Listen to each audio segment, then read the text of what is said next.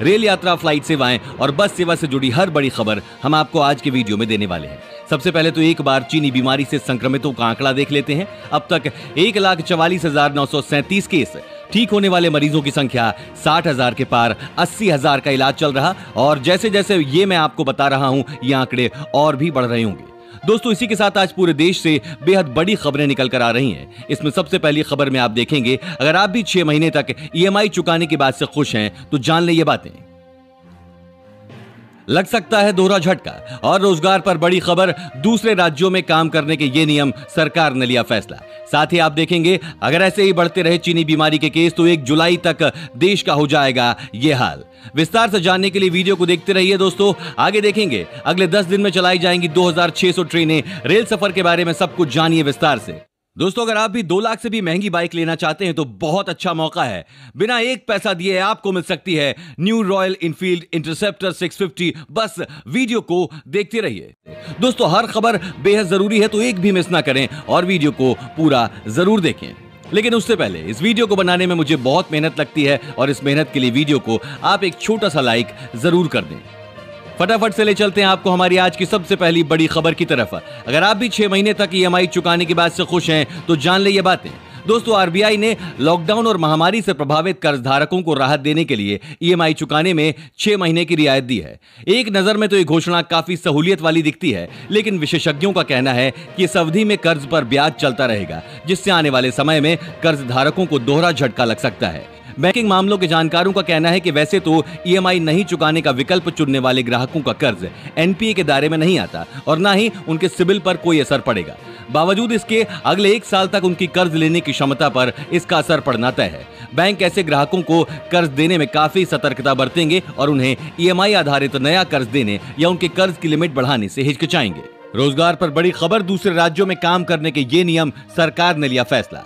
Lockdown के कारण कई मजदूर बेरोजगार हो गए हैं। वहीं यूपी के सबसे ज्यादा मजदूर बाहर के राज्यों में काम करते हैं, जो इन दिनों हजारों लाखों की संख्या में प्रदेश वापसी कर रहे हैं। इन प्रवासी मजदूरों को रोजगार देने के लिए योगी सरकार ने अहम फैसला लिया है। सरकार ने मजदूरों के लिए प्रवासी कमीशन का गठन किया है, जो रोजगार के इच्छुक श्रमिकों को कौशल के अनुसार काम दिलाएगा। इतना ही नहीं, मुख्यमंत्री योगी आदित्यनाथ ने यह भी ऐलान किया कि जो अन्य राज्य उत्तर प्रदेश के प्रवासी मजदूरों को रोजगार देने के इच्छुक हैं, वो यूपी सरकार से इसकी मंजूरी लेंगे।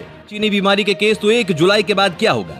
देश में चीनी बीमारी के मामलों में दिन पर दिन बढ़ोतरी हो रही है। एक आंकलन के मुताबिक 20 से 25 मई के बीच हर रोज औसतन 6,200 मामले सामने आ रहे हैं। अगर इसी हिसाब से मामले बढ़े तो 26 मई से 1 जुलाई के बीच 36 दिन में करीब 2,23,200 नए मामले सामने आ सकते हैं। अगर अब तक के संक्रमण के कुछ मामलों में से जोड़ा जाए तो 1 जुलाई तक कुल मरीजों की संख्या 3,62,045 पर पहुंच जाएगी। ऐसे में यह कहना गलत नहीं होगा कि भारत में संक्रमण की चेन रुकने की बजाय बढ़ती जा रही है और ऐसे में भारत के हालात और बिगड़ सकते हैं, क्योंकि भारत में जितने मरीज हैं उतने हॉस्पिटल में बेड ही नहीं है। इस तरह से भारत में मरीजों को क्वारंटाइन में रखने की दिक्कत बढ़ सकती है। इस वीडियो को देखते रहिए दोस्तों, क्योंकि आगे आने वाला है उपभोक्ताओं को मिली राहत, अब किश्तों में जमा कर सकेंगे बिजली बिल। पूरी खबर जानने के लिए बने रहिए हमारे साथ। दोस्तों, इसी बीच एक बहुत बड़ी खबर सामने आ रही है। ऐसा राज्य जो मजदूरों को 1-1 हजार रुपए देने और उनके लिए राशन कार्ड बनाने का प्लान कर रहा है। देश इस वक्त चीनी बीमारी के संक्रमण से लड़ाई लड़ रहा है। इस बीच प्रवासी मजदूरों का अपने घर पहुंचने का सिलसिला जारी है। अब इन प्रवासी मजदूरों के लिए उत्तर प्रदेश की योगी सरकार ने बड़ा कदम उठाया है। सीएम योगी आदित्यनाथ के निर्देश पर शासन ने सभी प्रवासी श्रमिकों को 1,000 रुपए का भुगतान करने और उन्हें कच्ची खाद्य सामग्री की किट उपलब्ध कराने को कहा है। शासन ने उन सभी प्रवासी मजदूरों और कामगारों को खाद्य सामग्री की किट देने का भी निर्देश दिया है, जो आश्रय स्थल या ट्रांजिट कैंप के माध्यम से अपने घरों को भेजे गए हों या किसी कारणवश सीधे अपने घर चले गए हों। इस किट का वितरण हर प्रवासी श्रमिक या उसके परिवार को केवल एक बार किया जाएगा। जो प्रवासी श्रमिक आश्रय स्थल पर खाद्य सामग्री की किट ना पाए हों, उन्हें उनके घर ये किट जरूरी तौर पर उपलब्ध कराई जाएगी। अगले 10 दिन में चलाई जाएंगी 2,600 ट्रेनें। रेल सफर के बारे में जानिए सब कुछ विस्तार से। रेल मंत्रालय 1 जून से पूरे देश में करीब 200 मेल और एक्सप्रेस ट्रेनों का परिचालन शुरू करने जा रहा है। इसके अलावा श्रमिक स्पेशल ट्रेनों के जरिए 36 लाख लोगों को यात्रा कराई जाएगी, ताकि ये लोग अपने घर सुरक्षित पहुंच सके। रेलवे बोर्ड के अध्यक्ष विनोद कुमार यादव ने इस बात की जानकारी देते हुए कहा कि बिहार और उत्तर प्रदेश में सबसे ज्यादा श्रमिक स्पेशल ट्रेनें गई हैं। यादव ने कहा कि श्रमिकों की पूरी मदद करने के लिए राज्य सरकारों से कहा गया है। वहीं सभी राज्य सरकारों के सहयोग से 2000 से अधिक ट्रेनें चल चुकी हैं, जिनसे 35 लाख से अधिक लोग अपने घर पहुंच चुके हैं। रेलवे बोर्ड अध्यक्ष ने कहा कि टिकट के लिए 1000 काउंटर खोले गए हैं और आगे कई और काउंटर खोले जाएंगे। शिकायत थी कि श्रमिक भाई बुकिंग नहीं कर पा रहे हैं, इसलिए टिकट काउंटर खोलने का भी फैसला किया गया। प्रवासी श्रमिकों के लिए राज्य सरकारों की मदद से स्पेशल ट्रेनें चलाई जा रही हैं। जरूरत पड़ी तो 10 दिन के बाद भी ट्रेनें शेड्यूल की जाएंगी। उपभोक्ताओं को मिली राहत, अब किश्तों में जमा कर सकेंगे बिजली बिल। महामारी संकट में बिजली उपभोक्ताओं को बिल की राशि किश्तों में जमा करने की राहत दी गई है। इसके साथ ही लॉकडाउन के चलते जो आकलित खपत के बिल दिए गए हैं, उसको लेकर यदि उपभोक्ता सही रीडिंग देते हैं तो तत्काल बिल सुधारे जाएंगे। पश्चिम क्षेत्र बिजली वितरण कंपनी के प्रबंध निदेशक विकास नरवाल ने अफसरों को आदेश जारी किया है कि अभी संकट का समय है। यदि कोई उपभोक्ता मजबूरी के चलते पूरा बिल चुकाने में समर्थ नहीं है और किश्तों में रकम अदा करना चाहता है तो उससे पार्ट में राशि लेकर रसीद दी जाए। नरवाल ने बिजली की सतत व वर्तमान समय की आपूर्ति, बिल सुधार के प्रयास और तरीकों की जानकारी उपभोक्ताओं व जनप्रतिनिधियों को देने के आदेश भी दिए हैं। यदि किसी फीडर पर फॉल्ट हो गया हो तो उसकी सूचना भी व्हाट्सएप ग्रुप या फोन से प्रमुख उपभोक्ता या जनप्रतिनिधियों को दी जाए, ताकि मैदानी अमले की सूचना समय पर मिलती रहे। इसी के साथ दोस्तों, आप आगे की बड़ी खबरों में देखने वाले हैं दिल्ली से आ रही बहुत बड़ी खबर। दिल्ली के लोगों के लिए कल से शुरू होने वाली है मेट्रो रेल सेवा। विस्तार से जानने के लिए देखते रहिए। साथ ही देखेंगे इस राज्य में 31 मई के बाद लॉकडाउन 5.0 के मिल रहे संकेत, और साथ ही दोस्तों इस प्रसिद्ध कंपनी में निकली हैं 600 वैकेंसी। 10+2 पास कर सकते हैं, ऑनलाइन अप्लाई जरूर देखिए। दोस्तों इससे पहले एक बार मौसम का हाल देख लेते हैं। आप सब जानते हैं बहुत ज्यादा गर्मी पड़ रही है, लेकिन अब लोगों को इससे निजात मिल सकती है। दरअसल कई राज्यों में बारिश हो सकती है, जिसके बाद लोगों को गर्मी से थोड़ी राहत मिलेगी। 1 जून से मानसून शुरू हो रहा है। ऐसे में 26 मई से प्री मानसून बारिश हो सकती है। स्काईमेट वेदर के मुताबिक बिहार में अगले 24 घंटों में हल्की बारिश हो सकती है। इसके अलावा आंतरिक तमिलनाडु, रायलसीमा के कुछ हिस्सों में भी हल्की बारिश हो सकती है। हालांकि अगले 24 घंटों के दौरान राजस्थान, दिल्ली एनसीआर, गुजरात के कुछ हिस्सों, मध्य प्रदेश, छत्तीसगढ़, तेलंगाना और आंध्र प्रदेश के कई हिस्सों में गर्म मौसम जारी रहने की आशंका है।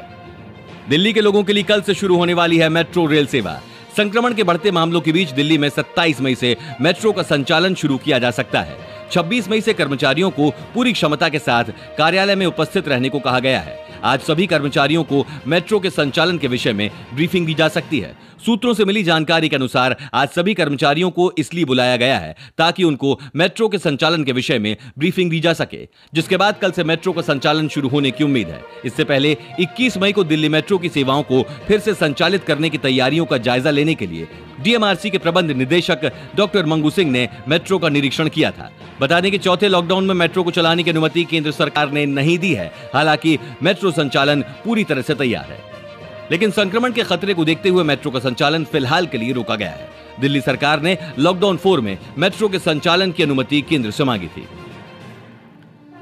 दोस्तों जैसा कि आप जानते हैं, महामारी के शुरू होने के साथ ही अमेरिका और चीन के बीच भी बहुत बड़ी तकरार शुरू हो गई है। अमेरिका हमेशा से चीन को इस बीमारी का कारण बताते आ रहा है। मिली जानकारी के अनुसार चीन साउथ चाइना सी में अपने सैनिकों की संख्या को तेजी के साथ बढ़ा रहा है, जिसे देखते हुए अमेरिका ने भी अपने सैनिकों को बढ़ाना शुरू कर दिया है। सूत्रों के अनुसार दोनों देशों की सेनाएं जिस तरह से साउथ चाइना सी में व्यवहार कर रही हैं, इससे तो यही लगता है कि युद्ध के हालात बनते जा रहे हैं। हालांकि ये बात कंफर्म नहीं है कि चीन सही में युद्ध का प्लान बना रहा है या सिर्फ अपनी क्षमता को दिखाकर जता रहा है कि अगर युद्ध होता है तो हम भी पीछे नहीं हटेंगे। इस राज्य में 31 मई के बाद लॉकडाउन 5.0 के मिल रहे संकेत। दोस्तों महाराष्ट्र के मुख्यमंत्री उद्धव ठाकरे ने संकेत दिया है कि लॉकडाउन को 31 मई से आगे बढ़ाया जा सकता है।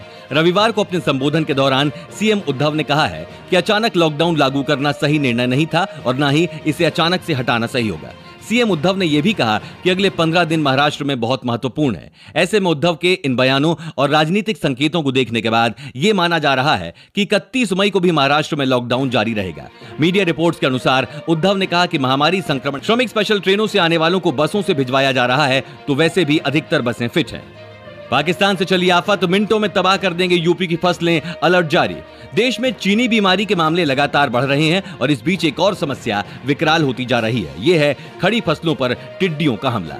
राजस्थान और मध्य प्रदेश में कहर ढाने के बाद अब उन्होंने उत्तर प्रदेश का रुख कर दिया है। इसने राज्य के कई जिलों को अपनी चपेट में ले लिया है और इसके कारण उत्तर प्रदेश सरकार को पूरे राज्य में अलर्ट घोषित करना पड़ा है। टिड्डियों का झुंड अप्रैल के दूसरे हफ्ते पाकिस्तान से राजस्थान पहुंचा था। राजस्थान के 58 देश के करीब 12 जिलों में फसलों को चौपट करने के बाद अब ये उत्तर प्रदेश के झांसी और आगरा पहुंच चुका है। ये समस्या इतनी बड़ी है कि उत्तर प्रदेश सरकार ने पूरे राज्य में अलर्ट घोषित कर दिया है। टिड्डियों ने उत्तर प्रदेश में 17 जिलों को अपनी चपेट में ले लिया है। इनमें आगरा, अलीगढ़, मथुरा, बुलंदशहर, हाथरस, एटा, फिरोजाबाद, मैनपुरी, इटावा, फर्रुखाबाद, औरैया, जालौन, कानपुर, झांसी, महोबा, हमीरपुर और ललितपुर शामिल है। इस राज्य ने लॉकडाउन में दी बड़ी छूट। पान, गुटखा, तंबाकू की बिक्री की मिली अनुमति। रेड जोन में खुलेंगे पार्क। राजस्थान सरकार ने सोमवार को राज्य में पान, गुटखा, तंबाकू की बिक्री और रेड जोन में सार्वजनिक पार्कों, टैक्सी और कैब सेवा शुरू करने का निर्णय लिया है। गृह विभाग ने चौथे चरण के लॉकडाउन के आदेश के तहत प्रतिबंधित गतिविधियों में से पान, गुटखा, तंबाकू आदि की बिक्री को हटाते हुए स्पष्ट किया है कि कोई भी व्यक्ति इन चीजों का उपयोग सार्वजनिक स्थानों पर नहीं कर सकेगा। आदेश के मुताबिक सार्वजनिक स्थानों पर थूकना अभी भी दंडनीय अपराध है। लॉकडाउन 4.0 के दिशा निर्देशों में संशोधन करते हुए राज्य सरकार ने रेड जोन में सामाजिक दूरी और सैनिटाइजेशन की शर्तें सुनिश्चित करते हुए टैक्सी, ऑटो और कैब की सेवाओं को स्वीकृति दी है। सरकार ने रेड जोन इलाकों में सुबह 7 बजे से शाम 6:45 तक सार्वजनिक पार्कों को खोलने की अनुमति प्रदान की है। उल्लेखनीय है कि ऑरेंज और ग्रीन जोन में आने वाले इलाकों में इन गतिविधियों की पहले से अनुमति थी। दोस्तों, जैसा कि आप जानते हैं, लॉकडाउन 4 बहुत ही जल्द खत्म होने वाला है और ऐसे में आपको क्या लगता है कि लॉकडाउन 5 की शुरुआत भी होनी चाहिए? हमें नीचे कमेंट करके जरूर बताएं। और साथ ही अगर आपको ऐसे ही न्यूज हर रोज अपने मोबाइल फोन पर चाहिए तो बिना भूले हमारे चैनल को नीचे दिए गए लाल बटन को दबाकर सब्सक्राइब जरूर